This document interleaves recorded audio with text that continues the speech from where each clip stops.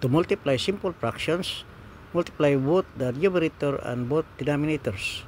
Reduce your answer in the lowest term or simplest form if necessary. I-multiply na natin numerator times numerator. So we have 3 times 4, we have 12.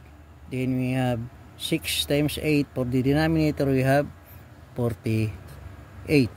It's not in the lowest term. Kaya i-reduce ulit natin. Factor na naman natin yung 12. We have factors of 12. We have 2 times 6 and 3 times 4.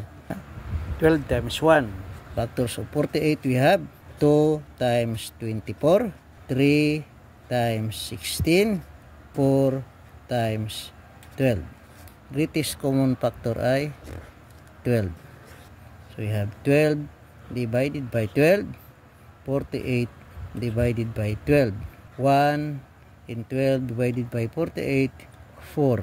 Ang ating fraction in the lowest term is 1/4.